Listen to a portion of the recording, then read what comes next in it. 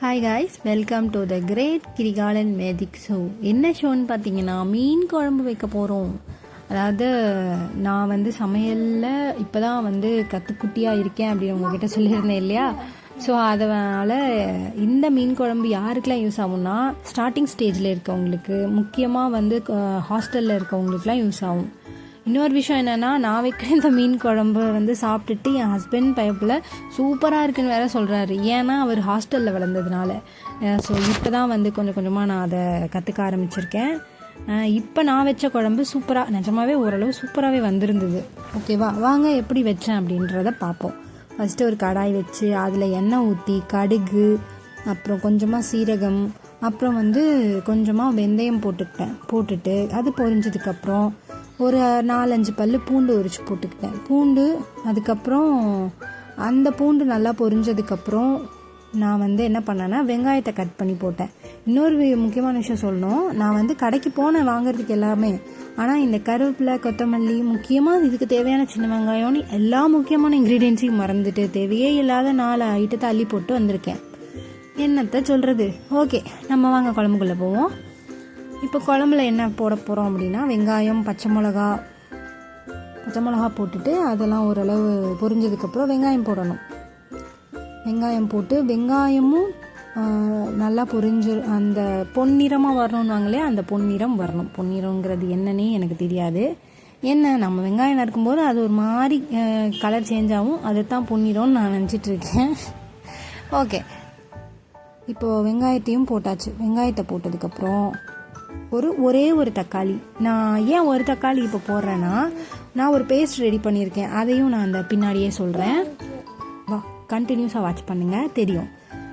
என்னென்னா, இப்போ இதெல்லாம் ஓரளவு வதங்குற டைமில் நான் 2 வெங்காயம், பெரிய வெங்காயம், 2 கொஞ்சம் பெரிய தக்காளி, அப்புறம் 2 ஸ்பூன் வர மல்லி, 1 ஸ்பூன் மிளகு, அவ்வளோதான் எடுத்தேன். அதை நல்லா மிக்சியில் பேஸ்ட்டாக அரைச்சிக்கிட்டேன். இப்போது இதில் ஒரே ஒரு தக்காளி போட்டிருக்கேன், சின்ன தக்காளியாக போட்டிருக்கேன். மக்களே, அளவை நோட் பண்ணிக்கோங்க. அப்புறம் நான் சொன்ன மாதிரியே வச்சேன், நல்லாவே வரலன்னு என்கிட்ட சொல்லி கம்ப்ளைண்ட் பண்ணக்கூடாது. ஓகே, இப்போது இதெல்லாம் நல்லா வதங்கினதுக்கப்புறம் நம்ம என்ன பண்ண போகிறோம் அப்படின்னா, இதில் மசாலா ஐட்டம் சேர்க்க போகிறோம். இது தக்காளி கொஞ்சம் அந்த வதங்கின ஸ்டேஜ் வரணும். வந்ததுக்கப்புறம் இதில் 2 ஸ்பூன் சாம்பார் மிளகாய் பொடி. நான் என் ஸ்பூன் அளவுக்கு ஏற்ற மாதிரி போட்டிருக்கேன், உங்களுக்கு காரத்துக்கு ஏற்ற மாதிரி போட்டுக்கோங்க. வரமிளகா பொடி போட்டுட்டு, சாம்பார் மிளகா பொடி போட்டுட்டு, அதுக்கப்புறம் வரமிளகா பொடி ஒரு ஸ்பூன் போட்டேன். நான் கலருக்காக போட்டேன், இது நான் வீட்டில் அரைச்சது. போட்டுட்டு கொஞ்சமாக மஞ்சத்தூள் போட்டு இதை ஒரு கலக்குன்னு கலக்கிடணும். இது பொன்னிறமாக, பொன்னிறமான்றதை விட அந்த வாசனை போகிற வரைக்கும், கறிக்கிடக்கூடாது, வாசனை போகிற வரைக்கும் ஓரளவு வதக்கணும். வதங்கினதுக்கப்புறம் இதில் நம்ம என்ன பண்ண போகிறோம் அப்படின்னா, நம்ம அரைச்ச அந்த பேஸ்ட்டை சேர்க்க போகிறோம். எப்படின்னா, நான் இப்போவும் சொல்கிறேன், பேஸ்ட்டை கரெக்டாக கவனிச்சிக்கோங்க. 2 பெரிய வெங்காயம், 2 பெரிய தக்காளி, 2 ஸ்பூன் வர மல்லி, 1 ஸ்பூன் மிளகு. ஓகேவா, இதை நல்லா பேஸ்ட்டாக அரைச்சிக்கிட்டு இதை மீன் குழம்புல அடுத்த கட்டமாக சேர்க்க போகிறோம். சேர்த்துட்டு இப்போது இதை நல்லா மிக்சியெல்லாம் அலசி அதில் இருக்க தண்ணியும் இதில் சேர்த்துட்டு அதை ஒரு கொதி விட போகிறோம்.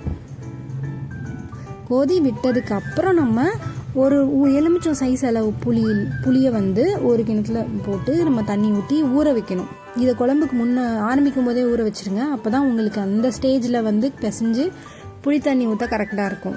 ஓகேவா, இதை முழுசாக பார்த்துட்டு அப்புறமா நீங்கள் குழம்பு செய்ய போகிறது நல்லதுன்னு நினைக்கிறேன். ஏன்னா இடையில தான் நான் சில டிப்ஸ் கொடுக்குறேன். அப்படிங்கிறதுனால முழுசாக பாருங்கள். ஓகேவா, பார்த்துட்டு அப்புறமா செய்ய போங்க. இப்போ இந்த குழம்பு ஒரு கொதி வந்ததுக்கப்புறம் புளி தண்ணியை நல்லா கரைச்சிட்டு அதில் புளி தண்ணியை ஊற்றணும். புளி தண்ணியை நல்லா கரைச்சிட்டு அதில் ஊற்றினதுக்கப்புறம் நான் என்ன பண்ணுவேன்னா, அதுக்கு ஒரு கொதி வரும் இல்லைங்களா, இந்த கொதி வந்ததுக்கப்புறம் புளி தண்ணி ஊற்றணும். புளி தண்ணி ஊற்றினதுக்கப்புறம் லைட்டாக கொதி வரும்போது உங்களுக்கு தேவையான அளவு உப்பை என்ன பண்ணுறோம் அப்படின்னா அதில் சேர்க்க போகிறோம்.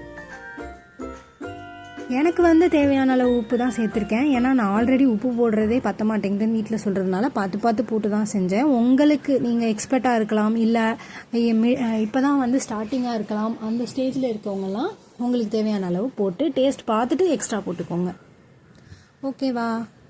இப்போது இந்த ஸ்டேஜில் உப்பையும் போட்டு தலை ஒரு கொதி வரணும். இந்த கொதி தான்.